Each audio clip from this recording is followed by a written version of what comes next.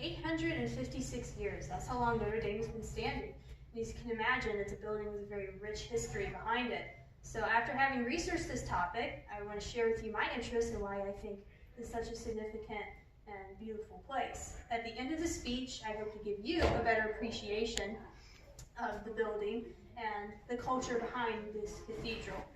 We'll first go over when it was built and why, and then we'll talk about why it's architecturally significant, and finally we'll trace it through events in history. First, why was Notre Dame constructed? It was constructed as a house of worship for Paris's growing population. It's located on the Île du Cité, in a small island in Paris. The site was originally home to a temple to Jupiter, the Roman god. It later went on to be the site for Paris's first Christian church, so it was kind of a sacred spot. In 528, Childebert, the king of the Franks, commissioned the construction of a, quote, magnificent church, which he called Notre Dame, French for Our Lady, in reference to the Virgin Mary.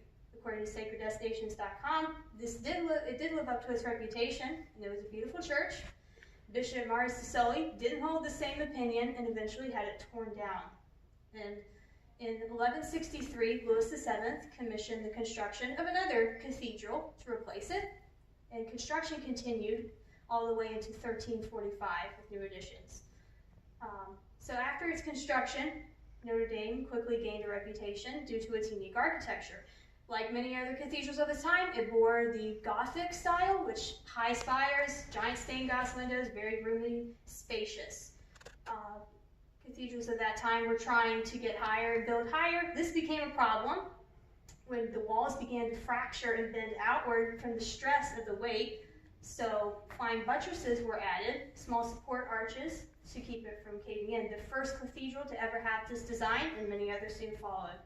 Notre Dame also contains a wide array of sculptures, and most notably gargoyles, which if you go to Notre Dame you'll see them. They were built to drain water off the top, but they also served the function of warding off evil spirits, so it was believed.